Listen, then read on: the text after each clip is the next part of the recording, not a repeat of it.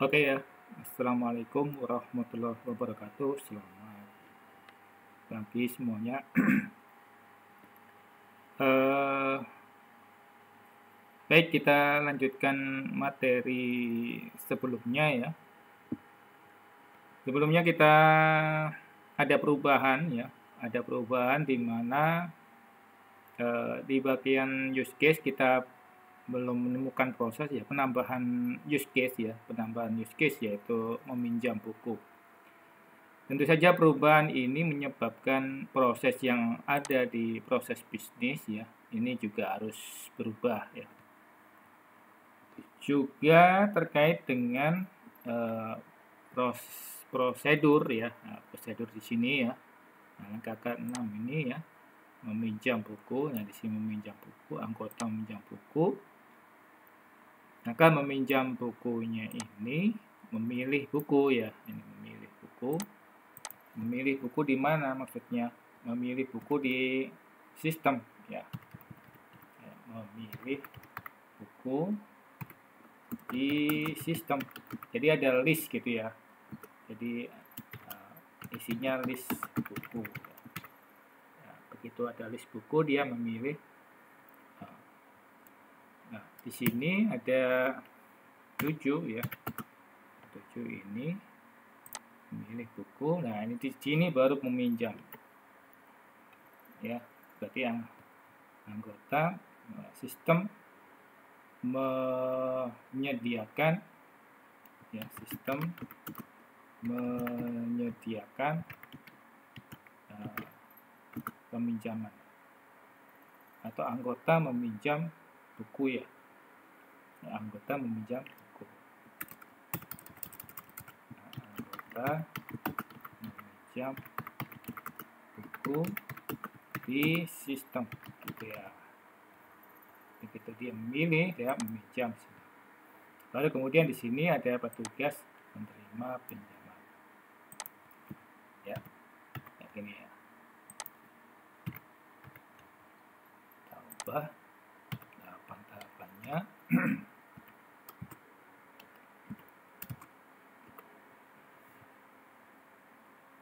Nah, dengan demikian kita dapat ini dan kemudian dapat ini ya.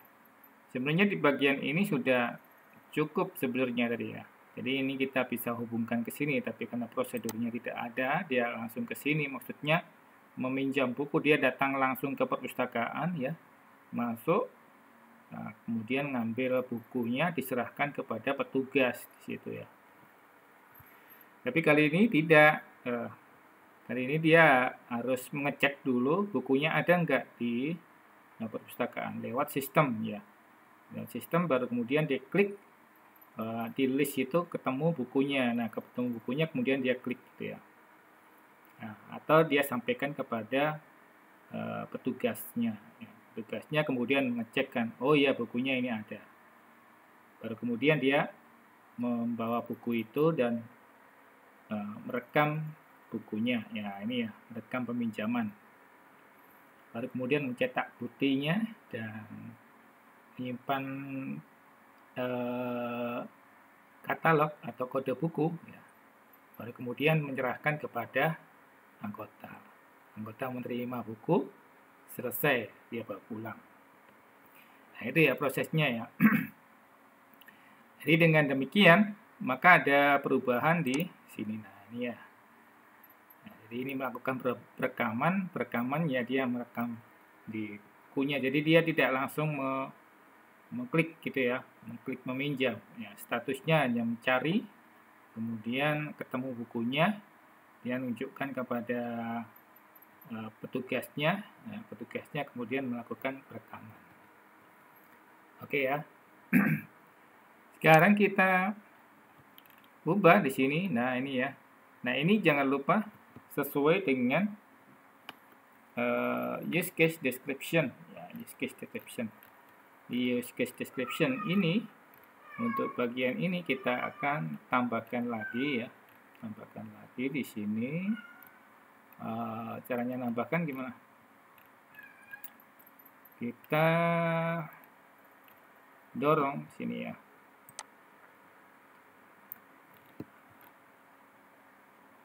Ini sampai sini didorong, ini set. Nah, ini ya. Oh, kelewatan. Nah, ini sampai sini kan. Nah, ini ya. Ini sampai sini.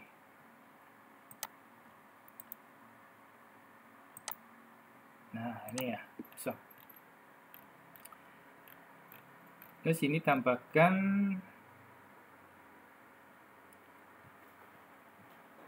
baru ya. Nah, ini saya tambahkan dulu, saya skip dulu ya. Nah, saya skip dulu. Ini statusnya sudah login ya. Itu dia sudah terdaftar sebagai anggota dan masuk sudah login ke sistem mencari buku. Jadi kalau belum login belum bisa gitu ya. Gitu ya. Nah, ini. Jadi kalau belum login belum bisa cari. Atau mungkin bisa juga ya. Nah, terserah ada desainnya bagaimana. Kalau Anda sediakan untuk tanpa login pun orang bisa melihat buku yang ada, silakan ya.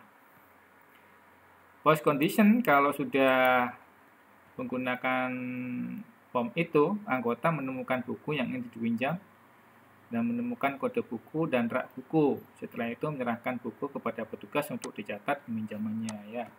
Jadi begitu sudah ketemu ya, dicatat ya ini ya. Jadi prosesnya ini kurang lebih demikian. Pada kalau sudah ketemu bukunya juga di bawah, maka prosesnya adalah direkam. Ini ya rekam. Rekam berarti dicatat. Kalau yang ini cuma list doang yang mengakses saja ini ya. Begitu tahu, nah, oke, dilakukan perekaman. Nah, yang melakukan perekaman adalah petugas ya, petugas. Oke ya. Jadi ini ya. Nah, anggota membuka list. Nah, ini ya, setelah menyerahkan buku kepada petugas ini untuk dicatat peminjamannya. Nah, petugasnya itu yang mencatat. Jadi prosesnya adalah anggota membuka list buku pada sistem dan memilih buku tadi ya.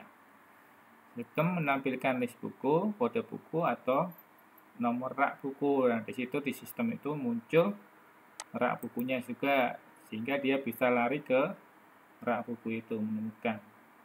Kalau di kampus kita mungkin raknya sedikit ya, mungkin cuma 4 doang. Tapi di kampus lain bisa raknya itu ratusan ya. Dan tentu saja untuk mencari buku di rak yang banyak tadi sulit kalau tidak ada petunjuk gitu ya. Jadi di sistem itu juga biasanya juga selain list buku ada kodenya, juga ada nomor raknya gitu ya. Kurang lebih begitu ya, kita baca di situ dan menemukan. Sehingga anggota itu menemukan buku dan membawa buku kepada petugas. Maksudnya menyerahkan kepada petugas. Petugas melakukan perekaman pinjaman buku. Selesai. Ini baru sampai perekaman. Ya. Baru sampai perekaman sini. Belum ke sini ya. Nanti ke sini ada tahap berikutnya. Kalau bisa tahap berikutnya. Nah, ini tahap berikutnya ini ya. Oke ya. Berarti kita membuat use case sequence diagram yang ini ya. Nah, ini ya, ini sudah selesai, ini sudah. Sekarang kita lihat sequence diagram ini ya. Ini kayaknya ada yang kurang, ya. Kurang apanya ini, Pak? Kurang tabelnya kayaknya, tabel anggota. Ini kan tabel buku ya. Tabel anggota kan ada di atas ini. Ini khusus untuk dia mengecek kartu anggota, keanggotaan. Ini merekam daftaran kan tabel anggota. Nah, ini untuk anggota berarti ketemu tabel anggota. Sedangkan ini meminjam buku, meminjam loh ya.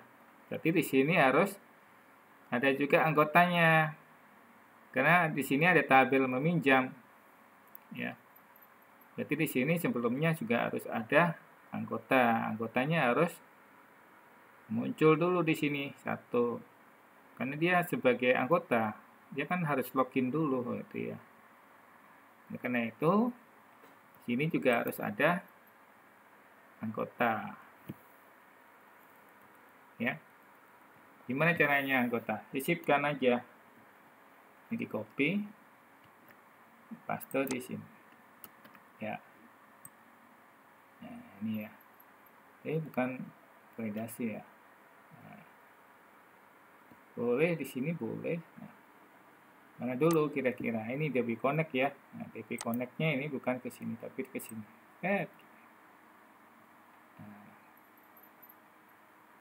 Sorry. Ini query ya. Nah, ini kalau ini query berarti query apa ini? Query list buku ya. Nah, ini kan diganti ya. Ini diganti jadi query list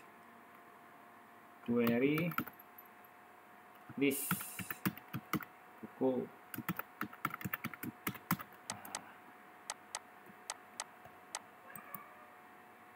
Query list buku. Kemudian dia juga tabel anggota di sini. Tabel anggota ini tabel anggota. Jadi kayak relasi ya. Nah, anggota meminjam buku gitu ya. Ini juga kan divalidasi. Nah, divalidasi kan bukunya ada, dia jadi anggota juga. Boleh meminjam, tapi kalau nggak jadi anggota nggak bisa meminjam kan ya. Nah, ini. Jadi di sini ini juga harus terhubung dia ya. Terhubung juga di sini ya. Berarti dia kan harus login tadi ya. Nah, jadi ini di query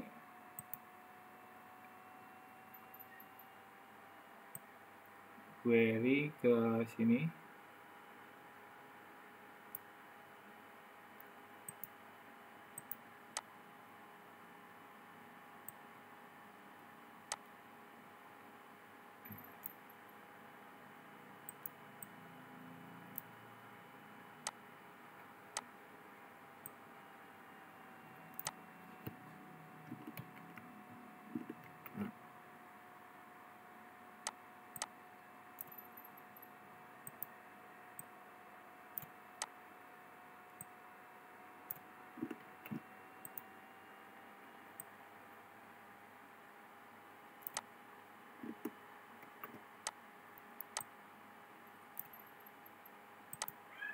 Ya, ini ya.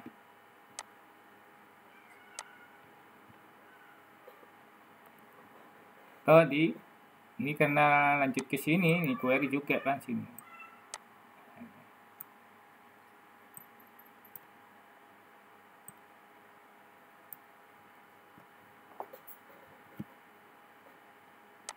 Jadi intinya dia juga langsung menuju ke tabel anggota untuk ngecek apakah dia bisa pinjam atau tidak gitu ya.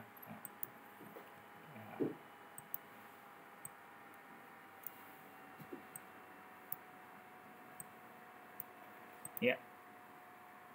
Ini jangan lupa dikasih hubungan ya. Hubungannya apa tadi? Hubungannya adalah query anggota. Ya. Ya. Demikian kalau ada anggotanya, oke. Berarti divalidasi juga di sini ya. Ini enggak, validasinya bukan di sini tapi di sini di atas.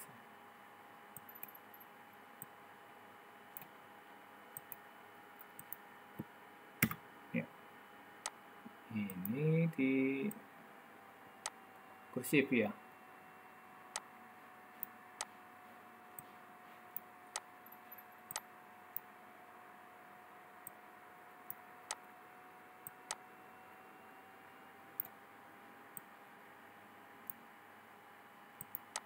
Ya. Ini juga diganti validasi ya. Anggota validasi. validasi DB ya. Database-nya ini dia anggotanya ada enggak gitu ya.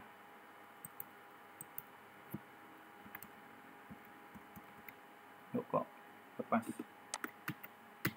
ya. Oke ya, kurang lebih demikian. Dengan demikian kita ketemu ERD-nya ini ya, tabel buku meminjam anggota. Ini baru satu ya. Tabel usernya otomatis ada ya, tabel usernya ya, usernya untuk login ya. Untuk login kan otomatis ada, Anda buatkan tabel username, password ya.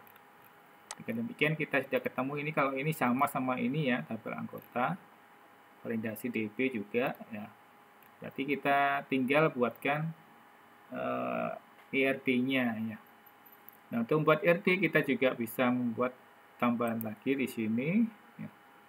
Untuk kolom ya. Kita buat di sini namanya ERD gitu ya.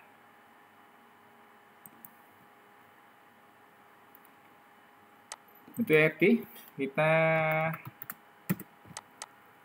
ketik di sini ERD. Nah, ERD-nya gimana tuh? Oh, kayak gini ya. Bisa juga sih ya. Pakai gini juga bisa, gini juga bisa, sama aja ini ya.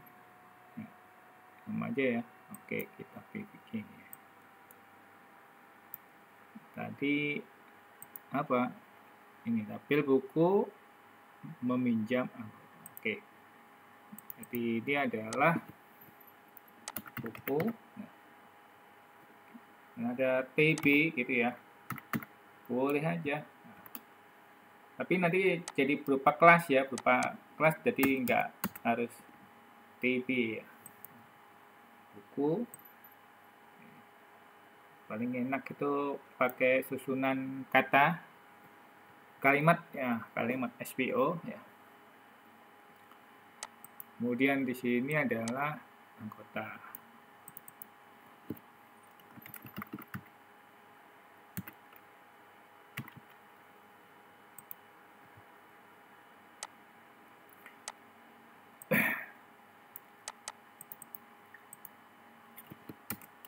Baik, berikutnya apa isinya? Nah, kekurangannya adalah kalau begini ini kita isinya bisa kita tambahkan sendiri kan, kita akan pendorongnya adalah berupa aksi ya. Apa yang perlu kita tambahkan untuk melengkapi atribut gitu ya. Itu agak kesulitan kalau pakai ini. Kalau ini kan berorientasi objek, ya fokusnya di bagian prosedur ya. Jadi apapun atribut yang kita isikan bisa saja gitu ya. Apapun. Mari kita tambahkan misalnya atribut ID anggota. Nah, gini ya. Kalau atribut ada simbol-simbol untuk tanda, tapi ini kita bikin ERD-nya dulu ya. Ya. Seperti simbol-simbol atribut dalam sebuah kelas. Dalam sebuah kelas diagram.